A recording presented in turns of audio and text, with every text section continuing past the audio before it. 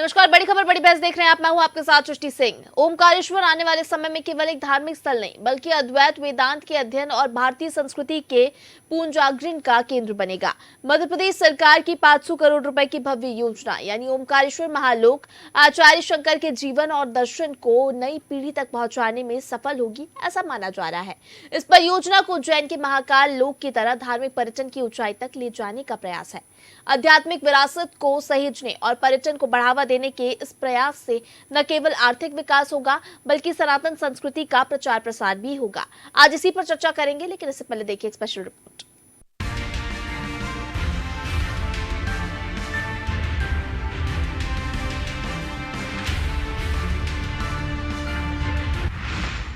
ओमकारेश्वर महालोक, श्रद्धा और अद्वैत का संगम। आध्यात्मिक उत्थान की नई गाथा लिखेगा ओमकारेश्वर। धर्म, संस्कृति और वेदांत का भव्य केंद्र। महाकाल के बाद ओमकारेश्वर का दिव्य नवसृजन। मध्य प्रदेश सरकार ने ओमकारेश्वर में भव्य ओमकारेश्वर महालोक बनाने का निर्णय लिया है, जो उज्जैन के महाकाल लोक की तरह दिव्य और भव्य होगा। इस परियोजना के अंतर्गत अद्वैत वेदांत दर्शन के प्रणेता आचार्य शंकर के जीवन और उनके अद्वैत वेदांत के गूढ़ रहस्यों को जन जन तक पहुंचाने के लिए एक अंतर्राष्ट्रीय स्तर का संग्रहालय और आचार्य शंकर अंतर्राष्ट्रीय अद्वैत वेदांत संस्थान विकसित किया जाएगा। इस वेदांत पीठ के निर्माण के लिए राज्य सरकार ने बजट में 500 करोड़ रुपए का प्रावधान किया है। मध्य प्रदेश के वित्त मंत्री जगदीश देवड़ा के अनुसार पर्यटन के विस्तार से न केवल राज्य की अर्थव्यवस्था को मजबूती मिली है बल्कि रोजगार के नए अवसर भी सृजित हुए हैं। इसी क्रम में राज्य सरकार ओमकारेश्वर को एक विश्व स्तरीय आध्यात्मिक केंद्र के रूप में विकसित करने के लिए प्रतिबद्ध है।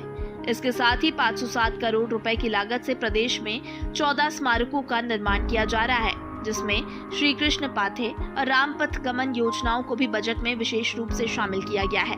ओमकारेश्वर, जो 12 ज्योतिर्लिंगों में से एक है, अब इसको पूरी भव्यता और आध्यात्मिक गरिमा के साथ विकसित किया जाएगा, जिससे ये भी महाकालेश्वर ज्योतिर्लिंग की तरह देश विदेश से आने वाले श्रद्धालुओं के लिए प्रमुख आकर्षण बन सके।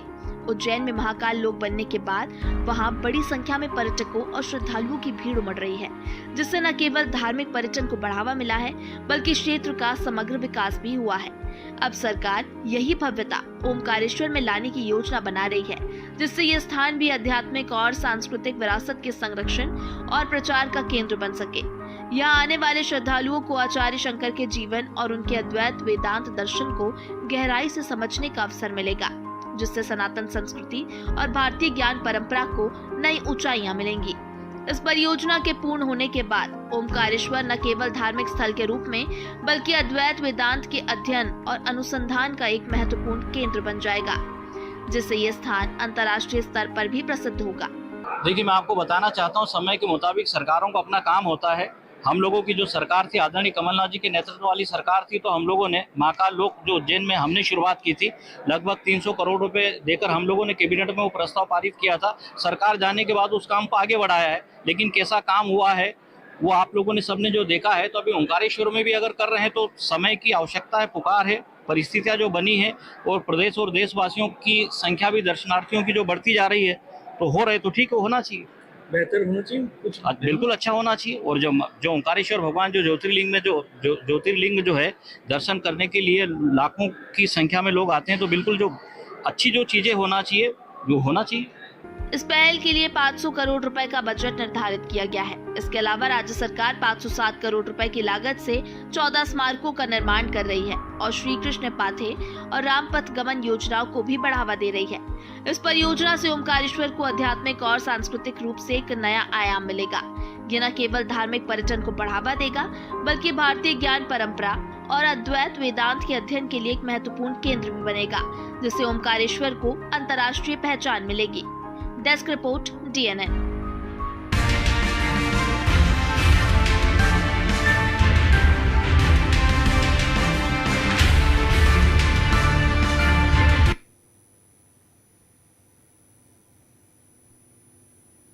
12 ज्योतिर्लिंग में से 2 ज्योतिर्लिंग मध्य प्रदेश में है। यानी अगर हम महाकालेश्वर की बात करें, यहाँ पर श्रद्धालुओं के आने का सिलसिला जारी रहता है। ओमकारेश्वर में भी लाखों की तादाद में श्रद्धालु पहुंचते हैं।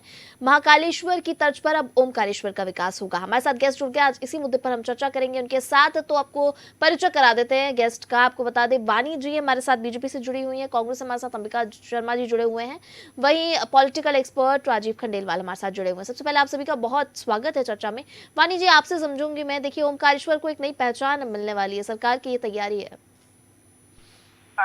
सबसे पहले दर्शकों को नमस्कार करूंगी और आपको और जो साथीगण हैं जुड़े हुए इस डिबेट, इस चर्चा में, आपको भी प्रणाम करती हूँ। देखिए, सबसे पहले तो ये स्पष्ट करना होगा कि ये सबका साथ सबका विकास, सर्वजन सुख सर्वजन दर्शाने वाला एक बजट है, जिसमें सर्वस्पर्शी, सबको साथ लेने वाला सर्वव्यापी बजट है।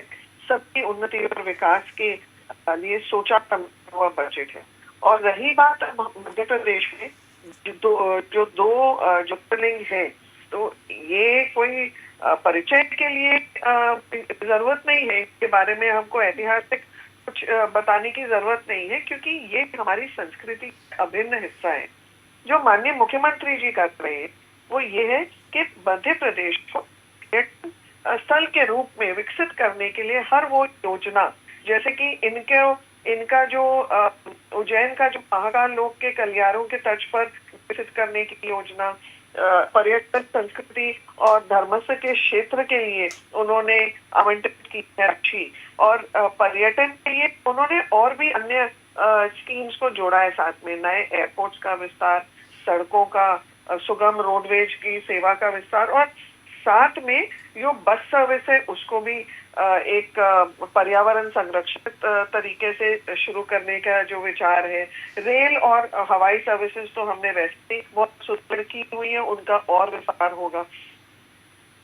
पथ गमन योजना है, चित्रकूट में जो विकास होगा, श्री कृष्ण पथ की योजना का विस्तार होगा, साथ में पुस्तकालय, लाइब्रेरी, सभागार, साहित्य, सब कुछ। ये सब विषयों पर जब ध्यान जाता है तो एक सोच समझी योजना के ऊपर हमारा ध्यान आकर्षित होता है, क्योंकि जब पर्यटन बढ़ेगा तो hotel services, food services, transport services, roadways और श्रमिकों के लिए काम और बाकी भी जो जुड़े हुए व्यवसाय हैं, जो बिजनेस मॉड्यूल्स हैं, उनको एक इम्पेटस मिलेगा, उनको एक बूस्ट मिलेगा। साथ में एक और इसमें मुख्यमंत्री जी ने एक लाभकारी योजना का जो पहले से भी चलती आती थी, पर उसका भी विस्तार किया है कि वरिष्ठ नागरिकों को के पुण्य लाभ के लिए 50 करोड़ रुपए का प्रावधान है। पहले लगभग 8 करोड़ लोगों को इसका लाभ मिला था। दिव्यांगों में इसको इस सुविधा के बिल्कुल निःशुल्क उपयोग कर सकते हैं। तो हम बहुत साफ तरीके से ये देख रहे हैं कि प्रदेश के मुखिया ने प्रदेश की उन्नति के लिए और एक अंतरराष्ट्रीय स्तर पर मध्य प्रदेश की ख्याति हो, उसके लिए जो कदम उठाए हैं, उसके लिए हम उनको साधुवाद देते हैं। जी, ठीक है। अंबिका जी, आपसे जानूंगी मैं। देखिए, महाकालेश्वर की तर्ज पर अब ओमकारेश्वर का विकास होना है, सरकार का ऐसा कहना है। बजट में भी इसके लिए प्रावधान देखने को मिला। और अगर हम बात करें, देखिए, महाकालेश्वर में लगातार जो श्रद्धालुओं के आने की संख्या है वो बढ़ रही है, क्योंकि जब से महाकाल लोक बना है यहाँ पर श्रद्धालुओं की आने की तादाद बढ़ी है, व्यवस्थाएं भी सुचारू हुई हैं। और उसके साथ ही देखिए, बड़े बड़े जो अभिनेता हैं, जो स्टार्स हैं, वो भी अपने कोई भी शुभ काम करने से पहले महाकाल लोक पहुंचते हैं, यानी महाकाल के दर्शन करने के लिए पहुंचते हैं। अब उसी तरह की व्यवस्थाएं और तैयारी ओमकारेश्वर में होने वाली, कैसे देखते हैं आप इस पहल को? देखिए श्रीमती जी, हम लोग बड़े सौभाग्यशाली हैं कि हमारे प्रदेश में, पूरे देश में जो 12 ज्योतिर्लिंग हैं, उनमें 2 हमारे प्रदेश में हैं, एक महाकालेश्वर और ओमकारेश्वर। ये बहुत हमारे लिए सौभाग्य की बात है। लेकिन ये ओमकारेश्वर को भारत सरकार विकसित करने जा रही है, तो वहाँ विकास योजनाएं वहाँ पर ला रही है। हम केवल कांग्रेस पार्टी का कहना ये है कि जो महाकाल लोक में जो विकास योजनाएं आपने चलाई और वहाँ पर जिस प्रकार से घटिया निर्माण किया, वैसी दुर्भाग्यपूर्ण स्थिति पैदा ना होने पाए। आप उसमें पूरी तरह से मॉनिटरिंग करें, जो भी पैसा वहाँ पर प्रावधान किया गया है बजट में, तो उस पूरे के पूरे पैसे का सदुपयोग हो, इसमें भ्रष्टाचार की दूर दूर तक कोई संभावना न दिखाई दे, आपकी दृढ़ इच्छा शक्ति हो, आध्यात्म और संस्कृति का प्रमुख केंद्र बने, पर्यटन की दृष्टि से विकसित हो ओमकारेश्वर, ये बहुत अच्छी बात है। लेकिन ये इसमें जरा भी आपके जो पट्टे है नहीं भारतीय जनता पार्टी के, जैसे भी कोई विकास योजना आती है उसमें ये अपना अंश खोज सकते हैं कि हमारा आर्थिक अंश कहाँ है, और उसके लिए फिर तमाम प्रकार की गड़बड़ियां करते हैं, प्रशासनिक मशीनरी को प्रभावित करते हैं, ठेकेदारों पर दबाव बनाते हैं, बेजा दबाव बनाते हैं, अपना कमीशन खोरी करते हैं। तो कमीशन खोरी की मानसिकता से आप लोग निजात पाएं और बढ़िया काम हो, पारदर्शी कार्य हो और वहाँ पर कुछ देखने को मिले। सृष्टि जी, हमारा कहना यह है, हमारा निवेदन इस अवसर पर है कि 2019 में मध्य प्रदेश के ऊपर 2 लाख करोड़ का कर्जा था। अब 5 साल में ही आपने 4,02,000 करोड़ का कर्जा इस पर हो गया। इतना बड़ा कर्जा आपने ले लिया है। इससे तो वित्तीय स्थिति, अर्थव्यवस्था की जो आया है संकेत हमें दिखाई दे रहे हैं, उस पर भी सरकार को विचार करना चाहिए। आरबीआई ने चेताया है कि राज्य की आर्थिक स्थिति पर इसका सीधा प्रभाव पड़ रहा है। मध्य प्रदेश का कर्ज जीएसडीपी अनुपात 31% पहुंच गया है, जो सभी राज्यों से बहुत अधिक है। इससे राज्य की अर्थव्यवस्था भी लड़खड़ाएगी, राज्य की अर्थव्यवस्था पर दबाव भी पड़ेगा और प्रदेश की जो कर्ज वृद्धि जो सर्वाधिक 1 से 14% है, उसका सीधा असर वित्तीय संतुलन और विकास योजनाओं पर पड़ेगा। ये गंभीरताओं को भी सरकार को ध्यान में रखना चाहिए, अपने वित्तीय स्रोत खोजना चाहिए और जो आपकी जो आर्थिक अनियमितताएं हैं उन पर आपको नियंत्रण रखना चाहिए, वित्तीय नियंत्रण रखना चाहिए। पैसा पब्लिक का पैसा है, ये इस पैसे का जरा भी दुरुपयोग नहीं होना चाहिए। ठीक है अंबिका जी, आपके सवालों का, आरोपों का जवाब मैं वाणी जी से लूंगी, लेकिन उससे पहले हमारे साथ पॉलिटिकल एक्सपर्ट राजीव खंडेलवाल जी जुड़े हुए हैं। राजीव जी, आपकी प्रतिक्रिया जानूंगी मैं इस पहल पर सरकार की। राजीव जी, आपको मेरी आवाज मिल पा रही है? आपकी आ रही है, बाकी को पार्टिसिपेंट की नहीं आ रही है। जी राजीव जी, तो मेरा ये सवाल है आपसे कि देखिए महाकाल लोक की तर्ज पर अब ओमकारेश्वर में जो विकास होने वाला है, जिसकी बात सरकार कह रही है, उस पहल को आप कैसे देखते हैं और क्या कुछ उसमें खास होना चाहिए, किन बातों का ध्यान रखना चाहिए, तमाम चीज आपसे जानेंगे। देखिए, किसी भी निर्माण की पहल का सरकार के द्वारा किया जा रहा है, उसका स्वागत किया जाना चाहिए। पहली बात, आप जानते हैं कि काशी विश्वनाथ की तर्ज पर ही महाकाल उज्जैन का कॉरिडोर निर्माण हुआ था और उसी तर्ज को आगे बढ़ाते हुए मोहन यादव की सरकार ने यह निर्णय लिया और उसमें बजट के प्रावधान लिखे, ये भी आपने देखा है। इससे एक चीज होगी, मोहन यादव की जो पार्टी है, जन उपयोगी योजनाओं के साथ साथ जो हमारी संस्कृति है, भारतीय संस्कृति है, उसको न केवल अच्छे बनाए रखना है बल्कि उसको ताजा बनाए रखने की भी आवश्यकता है और इसलिए उसको डेवलप करने की आवश्यकता है। और इसलिए आपने देखा होगा कि इसी सरकार ने घोषणा की थी कि जो धार्मिक स्थल घोषित किए गए थे 13-14, वहाँ पे उन्होंने 17 वहाँ पे उन्होंने नशाबंदी लागू किया धार्मिक स्थलों को अच्छों को बनाए रखने के लिए। ये उनकी प्रायोरिटी भी रही है। इसको उन्होंने एक धार्मिक आस्था के विकास के साथ साथ एक पर्यटन के बढ़ावे के रूप में भी मोदी सरकार ने लिया है और इसीलिए उन्होंने इसके लिए कम से कम 500 करोड़ रुपए का बजट प्रावधान उन्होंने इस स्मारकों, जो पुराने स्मारक हैं 14 स्मारक, उनके निर्माण के लिया है। इसे विभिन्न क्षेत्रों के लिए बजट प्रावधान किए हैं जो मोहन यादव की नीति से प्रभाव झलकता है और उससे मोहन यादव जी को ये लगता है कि इससे न केवल क्षेत्र का विकास होगा बल्कि उससे कहीं ना कहीं विकास जहाँ होता है वहाँ पर रोजगार के अवसर बढ़ते हैं, जो हमारी पहली प्रायोरिटी है।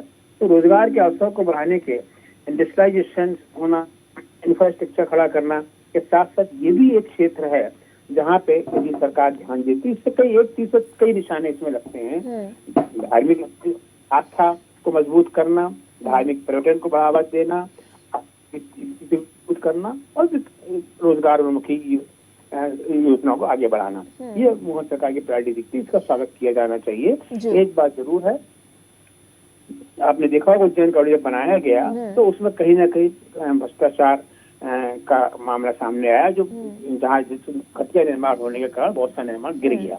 उसको जरूर ध्यान देने की आवश्यकता है मोहन जी को, क्योंकि अब उन्हीं के वहीं उज्जैन के रहने वाले हैं। तो उस प्रायोरिटी को वो देखें कि जो एजेंसी काम करें उनकी अच्छी जांच की जाए और उसी एजेंसी को काम दिया जाए जो अच्छे तरह से इनका निर्माण काम कर सके। इसमें जीरो टॉलरेंस की नीति अपनाई जाना चाहिए, तब वो अच्छे काम हो पाएंगे और पैसा भी सरकार का बचेगा और इस तरह का महाकाल जैसी दुर्घटना ना हो, इस बात ध्यान रखने की आवश्यकता है। जी राजीव जी, ठीक है। वानी जी आपसे लूंगी मैं जवाब। देखिए अंबिका जी का कहना है कि कहीं ना कहीं देखिए जब कोई भी योजना आती है, किसी की भी तैयारी होती है, तो भारतीय जनता पार्टी के कुछ पट्टे रहते हैं जो भ्रष्टाचार के लिए अंश खोजते रहते हैं। ये तमाम चीजें अंबिका जी ने की है कि भ्रष्टाचार की जो रेस है वो कहीं ना कहीं तेज दिखाई देती है। इसकी वजह से जो है कहीं ना कहीं दिक्कतें भी आती हैं और ये जनता का पैसा है तो उसको ठीक तरह से इस्तेमाल करना चाहिए। वहीं दूसरी ओर जिस तरह से राजीव जी भी कह रहे थे कि महाकाल लोक में जो घटना हुई थी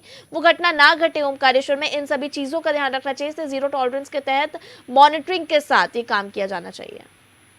जी, मैं दो भागों में उत्तर दूंगी। पहला जो उत्तर है मेरा कि आपको ध्यान होगा कि महाकाल का जो ये आंधी और तूफान के टाइम पर जो मूर्तियां टूट गई थी उसके ऊपर एक याचिका दायर हुई थी इंदौर बेंच में। वो मिश्रा जी हैं शायद जो इनके प्रवक्ता थे कांग्रेस के, उन्होंने दायर की थी। जी, के मिश्रा ने, कांग्रेस प्रवक्ता। तो हाईकोर्ट ने सुनवाई के बाद, सरकार और दोनों पक्षों की सुनवाई के बाद वो याचिका खारिज की थी, ये बोलते हुए कि ये एकमात्र पब्लिसिटी स्टंट था और याचिकाकर्ता ने कोर्ट के समक्ष किसी भी तरह के कोई दस्तावेज नहीं पेश किए। इसका मतलब ये है कि जीरो टॉलरेंस के तहत सरकार पूरा ध्यान रखती है, सरकार समर्थ है कि वो निर्माण कार्यों में अपनी निगरानी और नैतिकता दोनों के ऊपर संज्ञान लेते हुए काम कराती है। तो ये जो पब्लिसिटी स्टंट्स है ये सिर्फ लाइमलाइट में रहने के लिए है और भ्रमित जानकारी पेश करने के लिए। और अब जो विद्वान कांग्रेसी प्रवक्ता हैं उन्होंने डेट जीडीपी रेशियो था असल में जिसके ऊपर ये टिप्पणी कर रहे थे, सिर्फ जीएसडीपी नहीं कहलाता है वो, डेट जीडीपी रेशियो। और मध्य प्रदेश का डेट जीडीपी रेशियो बहुत अच्छे आंकड़ों में है, क्योंकि हम जो हर महीने ऋण के पैसे देते हैं, हम जिस प्रपोर्शन में देते हैं, रिजर्व बैंक ऑफ इंडिया ने उसकी स्वीकृति दी हुई है, उसकी प्रमाणिकता दी हुई है। आपके जो सरकारें हैं पंजाब में, आपकी संहिता वाली सरकारें हैं आपके गठबंधन की, वेस्ट बंगाल में तो पंजाब का रेशियो 44.1% है, वेस्ट बंगाल का 39 है, केरला का 37 है, आंध्र प्रदेश का 34 है, हिमाचल का 42.5 है। तो आप खुद आंकलन लगाइए कि आपके शासित या आपके जो जोड़ीदार हैं उनके प्रदेशों में आपकी अर्थव्यवस्था चरमराई हुई है और कैसे झूठे दावे आप लोग करते हैं सब जगह। और ये बेबुनियाद दावों की वजह से ही आप लोग कहीं भी खाता खोलने में असमर्थ होते हैं, इलेक्शंस में करारी हार मिलती है। और मैं अब एक और टिप्पणी देना चाहूंगी कांग्रेस प्रवक्ता को। कर्नाटक का जो बजट था, देखिए भारत की जो इकोनॉमी है वो हम आगे बढ़ रहे हैं, 5th लार्जेस्ट इकोनॉमी है। कर्नाटक में इन्होंने क्या किया? ये मध्य प्रदेश की जो बजट के ऊपर जो टिप्पणी कर रहे हैं जो सर्वस्पर्शी है, किसी भी वर्ग विशेष को छोड़ा नहीं गया है, सबको लाभकारी योजनाओं का बराबर फायदा मिलेगा इस बजट में, जैसे कि हम देश में केंद्र के स्तर पर भी देखते हैं। परंतु कर्नाटक में 500 करोड़ रुपए आवंटित किए हैं scholarships for minority children, 400 crore Urdu schools के लिए, 150 करोड़ वक्फ बोर्ड की वो प्रॉपर्टीज के मरम्मत के लिए जो जिनको जरूरत है, 1000 करोड़ माइनॉरिटी कॉलोनीज के लिए और 50,000 करोड़ जो नव विवाहित जो माइनॉरिटी के कपल्स हैं उनके आर्थिक सहायता के लिए। तो आप ये बताइए कि ये क्या जायज है। और एक और चीज मैं बिंदु बता दूं, अगर ऐसी माइनॉरिटीज के बच्चे प्राइवेट स्कूलों में पढ़ते हैं तो सरकार 50% रीइंबर्समेंट करेगी उनके खर्चे का और विदेश पढ़ाने के लिए 20 लाख रुपए देगी। तो आप मुझे ये बताइए, क्या ये जनता समझती नहीं है? क्या ये आपके चैनल्स पे जब ये अनगढ़ ऐसे झूठे बयान देते हैं, बेबुनियाद टिप्पणियां करते हैं, तो क्या ये स्पष्ट नहीं होता कि ये तुष्टीकरण की राजनीति के जनक भी और संरक्षक भी हैं? ठीक है, और ये ठीक है, ठीक है।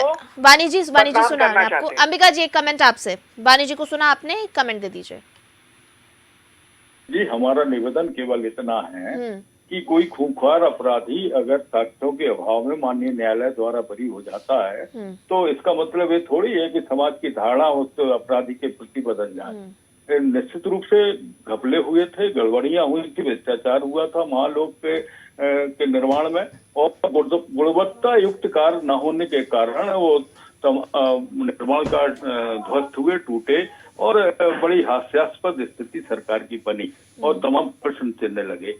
तो हमारा कहना यह है कि महालोक में जो घटना घटित हुई उससे सबक लेकर एक गुणवत्ता युक्त कार्य वहां पर ओमकारेश्वर में कराएं, क्योंकि वहां 500 करोड़ रुपए सरकार खर्च करने जा रही है और ये पैसा ये पब्लिक का पैसा है, ये इनकी खुद की प्रॉपर्टी नहीं है। इसका सदुपयोग हो, जितनी राशि माने प्रस्तावित की गई है या प्रावधान किया गया है उसका पूरा 100% उपयोग होना चाहिए। कम से कम धार्मिक स्थानों को तो छोड़े ये लोग। ये हमारी ये चिंता है। हम स्वागत करेंगे, बढ़िया निर्माण कार्य होगा, विकसित होगा ओमकारेश्वर, बहुत अच्छी बात है, सबके लिए सौभाग्य की बात है। ठीक है, अच्छी बात है अंबिका जी कि आप इस पहल का स्वागत कर रहे हैं। और एक तरफ वानी जी जहां कह रही कि ओमकारेश्वर का जो निर्माण है, जो विकास है वो अच्छे से होगा, और आपका ये कहना है कि प्रॉपर मॉनिटरिंग के साथ ही कार्य, तो बिल्कुल हम भी यही उम्मीद करते हैं कि जो सरकार रोड मैप लेकर चल रही है वो धरातल पर भी दिखाई दे। फिलहाल हमारी खास पेशकश में इतना ही। मैं अपने सभी गेस्ट का धन्यवाद करना चाहूंगी। वानी जी आपका बहुत धन्यवाद, अंबिका जी आपका बहुत धन्यवाद,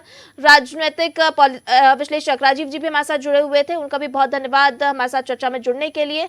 तो बिल्कुल ओमकारेश्वर का विकास सरकार करने जा रही है और इसके लिए बजट भी आया है, यानी लगभग 500 करोड़ इसमें लगाएगी सरकार, और महाकालेश्वर की तर्ज पर ओमकारेश्वर का विकास होगा। यानी जब से महाकाल लोक का निर्माण हुआ है, श्रद्धालुओं की तादाद लगातार बढ़ी है और बड़े स्टार से लेकर हर कोई यहाँ आना चाहता है और महाकाल के दर्शन करने के लिए। और अब उसी तर्ज में ओमकारेश्वर, यानी 12 ज्योतिर्लिंग में से जो 2 ज्योतिर्लिंग है मध्य प्रदेश में, दोनों का ही विकास पर अब फोकस है सरकार का। देखने वाली बात होगी कि कैसी तस्वीर ओमकारेश्वर के अब सामने आती है। फिलहाल बड़ी खबर बड़ी बहस में इतना ही। मुझे दीजिए इजाजत, आप देखते रहिए DNN। नमस्कार।